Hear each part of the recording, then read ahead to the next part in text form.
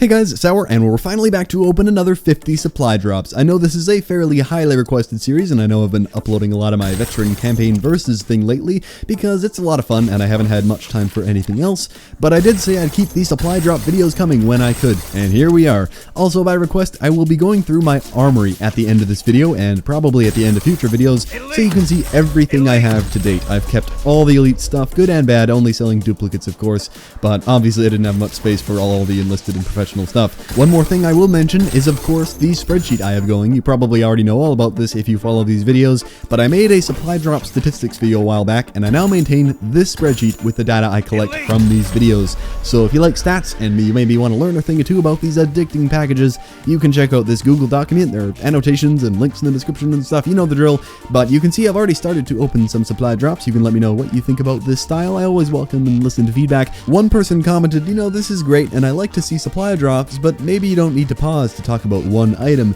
You should keep playing supply drops in the background as you talk. And I've definitely thought that maybe I should do something like that, because these items are going to get more and more repetitive. I mean, how many times can you see me comment on Nigerian knee pads? And you guys are mainly here to see what I get in supply drops, so it would get kind of boring if I kept pausing to talk about something that I think is cool for a while, and then moving on to comment on more Nigerian gear. You might think, well, why not show those boring drops in the background as I continue to talk about the cool elite thing that I want to talk about. But the main thing with that is that I don't know if the next supply drop will have boring stuff in it, or if, hey, we got the Pytake loophole, that's awesome. Too bad it comes at a time when I've already earned the royalty heavy weapons, and when I'm playing I'm usually working towards camos, but I'd like to try this thing out. On paper, this gun looks kind of meh. I mean, if you look at the stats, it's what, you get some better recoil and some more ammo, but apparently the damage profile for this thing is drastically changed. It goes from a 3 to 4 to 5 shot kill to a 3 to 3 to 4 shot kill, and on top of that amazing 3-shot kill range, apparently the -3 handling, which is supposed to give you crappy hip fire, actually works the opposite way, as if you get +3 handling, because your hip fire gets much tighter. I've seen some people with evidence of that, but I've never tested it personally. Maybe it's a bug, or maybe this thing is just an amazing loophole in the game. Anyway, that's an awesome gun. Now, where was I? Oh yeah, the main problem with talking about something else as I continue to open supply drops in the background is that I don't know if the next package I open will contain a Pytake loophole or something equally cool. So if I'm talking about something interesting, I usually pause the video before proceeding, because I may end up seeing something else I want to comment on in the next supply drop, but I can't really comment on that unless I constantly interrupt myself, and I'd never be finishing any of my thoughts. So that's why I usually pause the video when talking about something, but I recognize that it can get a bit boring, so I'd eventually like to strike a happy medium. Anyway, this was only one person out of the over 100,000 who have watched these videos that felt I should change the way I did things, but it was on my mind too, so I thought I'd talk about it. I mean, I totally get it. There are many sections of the video where it can be like, okay, more Nigerian gloves in a care package, moving on. Now we have my MK14 obituary and some enlisted rapid supply, yay. So I'd like to find a way to zoom through that stuff and talk about the cool stuff. But anyway, it's impossible to please everyone, of course. For the first half of this video, I've been trying it out where I'm just talking about all this stuff over supply drop footage instead of constantly pausing it or using gameplay. But I did have a lot to say, so I included some footage of like selling items that I would normally completely cut out if I was just covering what I was getting in supply drops. But anyway, for the second half of the video, I'll be returning to the usual format for the people that like it that way. My advice to you is that if you aren't a fan of the pacing of these videos, I recommend, if you're watching on a supported browser, you can use the 1.5 or 2 times speed options to just speed it up a little bit. That's honestly how I love to watch most videos nowadays. It just saves time and I get the same entertainment out of it, and it's especially good for long form podcasts and let's plays. And I think it's trained me to listen and talk a bit faster. Now normal speech sounds so slow. Good and bad in different ways, I suppose. Now I'm spoiled on super fast entertainment, but anyway, I'll wrap up all this talking I've been doing and return to the usual opening of supply drops for the second half. So we actually just saw there, I got the MP443 Grok Feeling Lucky. I already got the One Wood, which is the other elite variant, and they both seem kinda meh. I mean, I think the One Wood is better because, in my opinion, the only way to use the pistols in this game, except of course the RW1, is with akimbo, so I'm not looking for an ACOG sight. And this one, I mean, it just has more range and less accuracy. So yeah, I don't see how this Feeling Lucky is in any way better, but I guess it's cool to have both of them, maybe, even though I'm never going to use this thing. But okay, let's open up our last supply drop out of the set here, and we'll get some good old knee pads. Yep, that's cool. Alright, and we're moving on to the next set of supply drops. You know, it might be a bit slower paced, but I quite enjoy just hanging out and opening some of these, seeing what we can get. We got an HBRA3 Raider and the KF5 Locomotive. Neither of those look very special. I mean, that up fire rate on the HBR could be cool, but I have the Insanity, so no big deal. We got a care package, the NA45 Rover, and the Atlas Contractor Helmet. Good old Atlas Contractor gear. Always exciting. It's not really exciting. Anyway, we got the Crossbow Conqueror, that's cool, and a care package. We actually just got the other Elite Crossbow a few moments ago when I was talking about all that stuff, so it's cool to have one crossbow skin, I suppose, but having both, it's like, well, which one do I use now? Anyway, I'll be going for the crossbow camo soon, so I like to have one, but having both, like I said, nah. And we just opened up our third and got nothing too special there, so let's move on. Alright, next up we have an AMR9 Featherweight and nothing else, and that kind of sucks, and apparently I did not prepare very well to open these, so I'm gonna go sell some stuff, and we'll be right back after these messages. Are you tired of getting Nigerian gear all the time? Well, fuck you!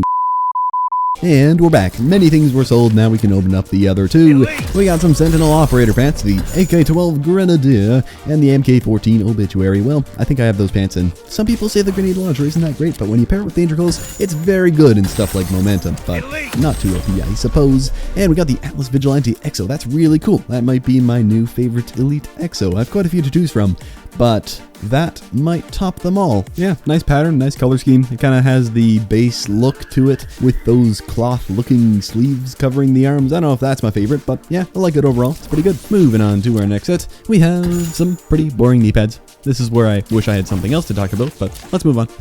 We have some more pretty boring knee pads and another care package. Yeah, this is bound to happen when you have big supply drop opening videos, you know? But alright, we got the AK-12 Bleeder, the SM6 Executioner, and a pretty boring loadout. Well, that looks like it has some potential as an AK-12 variant. I don't have many AK-12s at all. Like, people love the RIP, of course, but this could be good. I don't know. I'd have to look into some testing and stuff like that. If you guys know anything about the AK-12 Bleeder, you can let me know if it's any good, but let's move on. And we have some Marine Cavalry gloves. Oh, thank you so much for that game. Yeah, that's what I wanted. Thank you. We got the KV Radical Mask and the S12N. That's interesting, and I got that mask not too long ago, so nothing too cool there. And now we have the Atlas 20mm Virtuosity, some double XP, and some goggles. That is a pretty cool looking Atlas 20mm, even if the stats look like they might be terrible. I really don't know exactly what damage does for sniper rifles. Like, does it actually affect the body multipliers? Does it have an effect on your one-shot kill potential, or is it just wall penetration or something else? I really don't know, so I'll have to do some more research into that and see if this thing gets fewer one-shot kills than it should, but if not, at the very least, it's a pretty cool wood texture skin. Alright, I believe this is our third to last set. We have some rapid supply time, and that's actually a pretty good looking Lynx, because the stats don't really matter on the Lynx, and it comes with a free variable site, so cool. We got some Marine gloves and the PDW Chop Chop, and the Atlas Recon boots. That looks pretty bad, and I've gotten those boots many times, so sorry, not too interesting. And finally, we have a Marine loadout. Ooh, the Bal 27 Inferno. That's really cool. That's awesome. That's awesome. That's awesome. Now we got the best SMG in the game, basically. Here's the way I've always seen it. The Bal 27 is obviously very good. It's a pretty good AR SMG hybrid, even though it's not really meant to be. And if you get the Obsidian Steed, which we got a while ago, and I do think it's a bit better than the Inferno in my opinion, that basically turns your Bal 27 into the ultimate AR, and if you get the Inferno, it turns it into the ultimate SMG by upping the fire rate. So now we have both, and we basically rule the world. So I guess that's pretty awesome. Although honestly, I'm never going to use it. I always run around with crappy things that I'm going for camos for, and big surprise, I already have the Bal 27 camos, so yeah, I don't know when I'm going to get around to using that. Maybe in some ranked play just to have some fun, but yeah, that's it. It's cool. I'm happy to have both of the Elite Bals. I can check that off my list of awesome Elite things, but let's move on and see if we can get any other cool stuff like that. And in our last supply drop of that set, we have the MK-14 Signature, which is complete crap, but we got the Inferno. I'm not complaining. I'm still happy about that. No big deal. Let's move on to our second to last set and see if we can get any more success like that Inferno. I'm still pretty pumped about that. And next up is the SAC-3 Blood and Glory. That's pretty cool. We already got the Pain and Suffering, which is the other Elite SAC-3 variant, but those only gave you up accuracy and lowered your damage and range, which is kind of like, no thanks. But these give you up on fire rate. I'm excited to try those out. I don't know if there's a better variant, but that's cool. We have both the Elites. And we just opened one there. We got some double XP, the NA45 Rover, and the ARX-160 Red Eye Coyote. That is a very long name for a not so impressive variant. But let's move on to our final supply drop.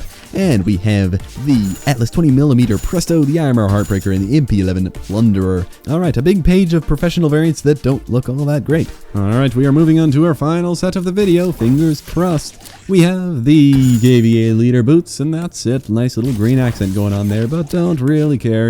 We have the KVA Scout shirt, the Atlas Airborne helmet, and the Sentinel Airborne knee pads. Yeah, okay, fill my inventory with professional gear, thanks. We got the RW1 Tempest, the Sentinel Intel knee pads, and some rapid supply time to end the video, unfortunately. This looks like an okay RW1, basically the baby version of the rail driver, which I'd love to have. But right now we only have the Xeno, which is up 2 damage, which seems okay, but I'd really like that rail driver. I hear it has some awesome body multipliers, but it's not a big deal. I don't usually have a secondary anyway. So that was the last supply drop of the video, but as I promised and as requested, I will now go through my armory fairly quickly, because everything in here has already been seen in a supply drop opening video and is documented in the supply drop spreadsheet, except for the clothing, so it's nothing too new, but it's cool to see, I suppose. You can pause on a page if you'd like to see something for longer than I kind of skip through it, but I will comment on the best stuff. On our first page here, we have both of the MLEs. Gotta hate that whale horn, get it all the time. Got the Pro Pipe, that's also pretty awesome. That ARX is not all that great though. We got both the Bals, gotta love that, and both the Bulldogs, both the Crossbows, and the Insanity, and both the IMRs. My god, that's a good page. We got both the MK14s and the Moors the Doctor, and both the MP443s. Got tons of clothing and the Pytech Loophole, that's awesome. We got both the SAC3s and a ton more clothing. We got the SN6 3rd, both the Stingers, and the TAC-19 Sledgehammer. Really ran through all of that stuff. And finally we have, of course, some professional and some enlisted stuff that I've decided to hold on to because it has some value. It's a pretty good variant and I don't have a better elite one at the moment, so I've decided to hold on to it until that is not the case. But yeah, there we have it. There's my armory at Prestige 13, rank 34. Obviously there have been some duplicate elites and many professional and enlisted things that I've sold, but that's the core of the cool stuff I've decided to keep. Only have one page left to fill, and then I'll probably start selling off the elite gear that I just don't like the look of.